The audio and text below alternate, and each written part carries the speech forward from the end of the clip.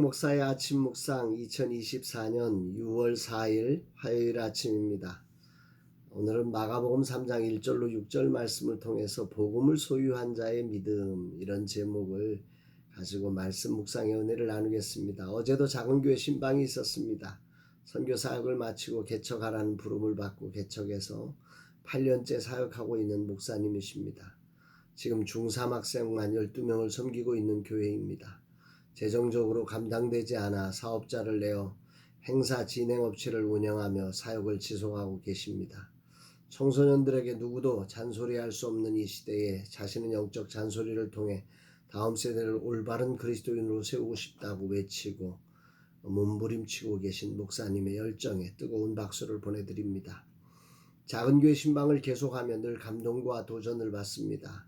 주님이 소중한 사역자들을 붙잡아 주소서. 이들의 몸부림이 헛되지 않고 다음 세대가 그리스도의 세대로 세워지게 하옵소서. 이제 웨이브리즈 플랫폼이 다시 기지개를 펴며 일어나게 하신 하나님께 감사와 찬양을 올려드립니다. 소중한 동역자들을 통해 여기까지 버티게 하시고 다시 일어날 기회와 힘을 주신 하나님께 영광을 돌립니다. 아울러 소중한 동역자가 되어 주님의 꿈에 동참하고 헌신하신 분께 진심의 감사와 하나님의 축복하심이 있기를 기도합니다. 주님, 다시 시작한 웨이브리즈 플랫폼을 통해 그리스도를 품은 작은 교회가 되어 세상을 비추는 이들의 비빌 언덕이 되는 플랫폼이 되며 다음 세대에게 그리스도를 만나는 창구가 되게 하시고 하나님 나라를 확장하는 통로가 되게 하옵소서 고백합니다. 오늘 남한하여 선교회 하반기 사역을 위한 회의가 있습니다. 하반기에도 주님의 새로운 은혜가 충만하게 임하는 시간이 되기를 기대하며 오전 오후 치열한 회의를 하려고 합니다. 주님의 뜻을 담는 시간이 되게 하옵소서. 이날 주님은 어떤 말씀을 하실까? 본문은 어제에 이어서 안식일에 관한 사건이 계속해서 나옵니다.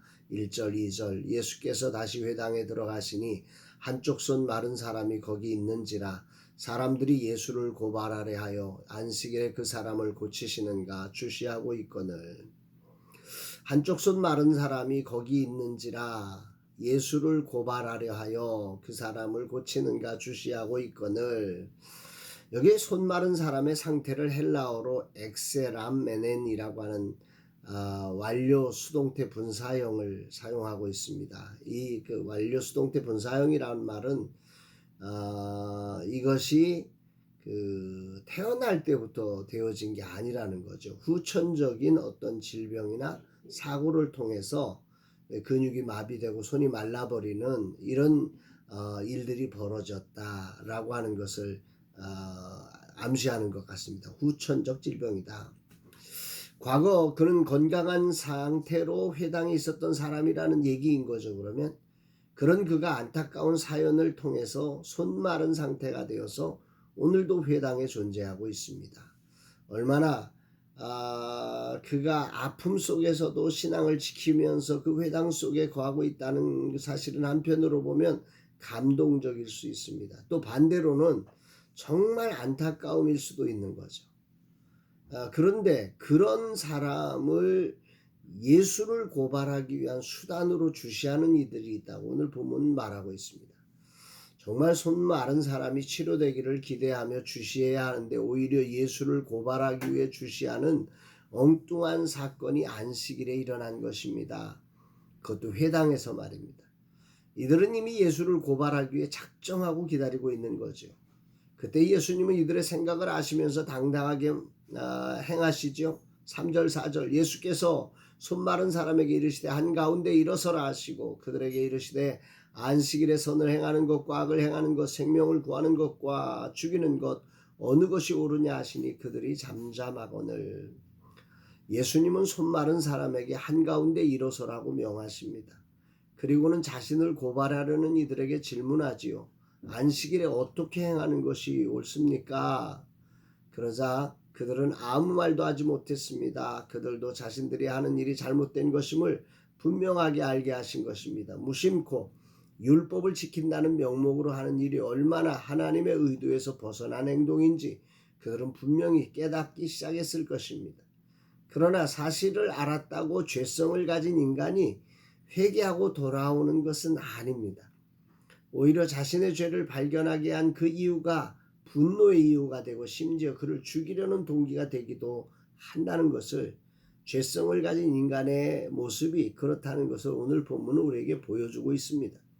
주님은 이들의 완악함을 아셨습니다. 5절에 그들의 마음이 완악함을 탄식하사 노하심으로 그들을 둘러보시고 그 사람에게 이르시되 내 손을 내밀라 하시니 내밀매 그 손이 회복되었더라. 그들의 완악함을 인하여 주님은 탄식하시며 그들을 보셨다고 하십니다. 그들에게 심판을 내리신 것이 아니라 그들을 안타깝게 바라보시는 거죠. 그리고는 복음이신 주님이 한쪽 손 마른 사람의 손을 치료하셨습니다.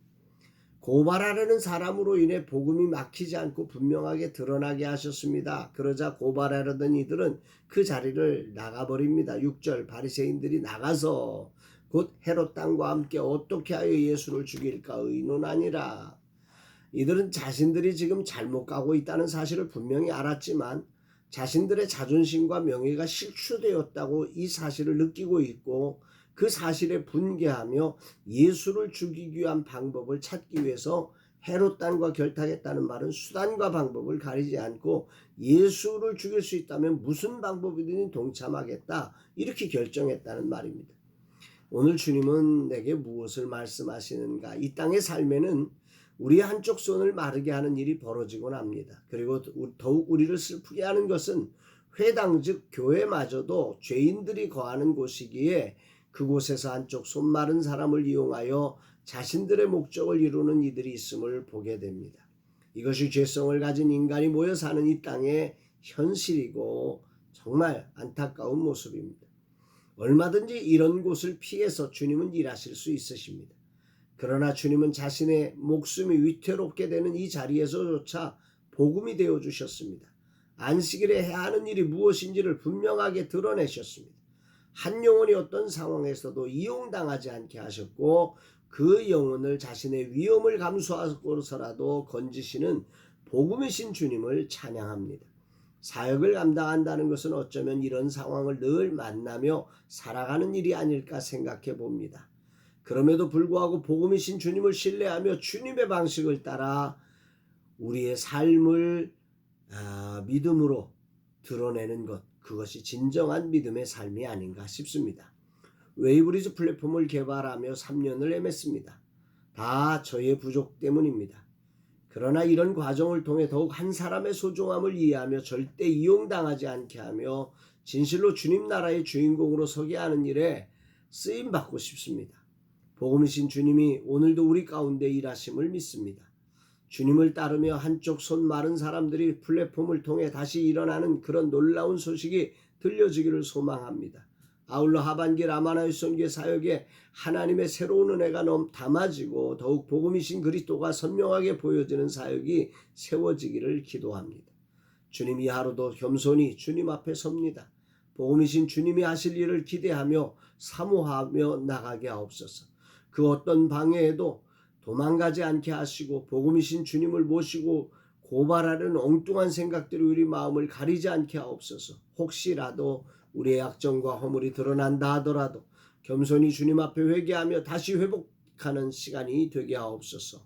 주님의 마음과 시선을 우리에게 부어 주옵소서 고백합니다. 사랑하는 여러분, 우리가 하나님을 믿는다는 것, 그분이 우리에게 복음이 되신다고 하는 사실을 믿는다는 것은 어떤 의미일까요? 정말 복음이신 그리스도를 믿는다는 우리의 구체적인 삶의 자리가 어떠해야 하는지, 그 복음이신 그리스도를 믿기 때문에 그 한 영혼을 이용해서 우리의 목적을 성취하는 수단으로 사용하지 않는 것이요. 그리고 그 자리에 복음이 되도록 그리스도가 복음임을 믿고 그 자리가 그리스도로 복음이 전해지는 창구로 만들어가는 일, 이것이 바로 하나님을 복음이신 그리스도를 믿는 참된 믿음의 자세가 아닌가 생각됩니다. 오늘 하루 우리의 삶의 현장에서 정말 복음이신 그리스도를 믿는 믿음으로 구체적인 삶의 자리를 살아내는 복된 날 되시기를 주의 이름으로 축복합니다. 사랑합니다, 여러분.